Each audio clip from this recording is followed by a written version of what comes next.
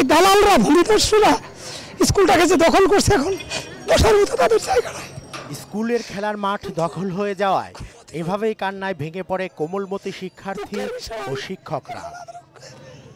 1972 সাল থেকে স্কুলের দখলে থাকা 4.25 কাঠা জমি বৃহস্পতিবার স্কুল কমিটিকে না জানিয়ে আদালতের ডিক্রি ও পুলিশ দিয়ে দখল করে নেয় জনৈক তাহেরা বেগম ও তার সঙ্গীরা।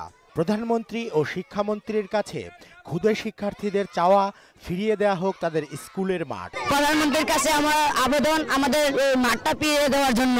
শিক্ষামন্ত্রীর কাছে আমাদের আবেদন, আমাদের স্কুলটা ফিরে চাই। 72 সালের রাষ্ট্রপতি অধ্যাদেশ 50 অনুযায়ী স্কুলের জমি কোনো ব্যক্তি মালিকানায় দেয়া সংবিধান পরিপন্থী বলেন অনেকেই। সরকারি কোনো প্রাথমিক বিদ্যালয় এবং স্কুল কলেজ এইগুলো কোনো পাবলিককে বরাদ্দ দিতে চলবে না। এক দুর্ধর্ষ এক দুষ্ট চক্র জড়িত, তারা আমাদের এই স্কুলের দুটি মাটি তারা জবরদখল করে নিয়ে গেছে। থানায় গিয়েছে, থানায় আমাদের কোনো জিডি নাই।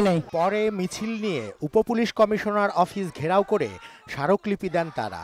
ভূমিদস্যুদের বিরুদ্ধে স্লোগানে প্রতিবাদ করে শিক্ষার্থীরা।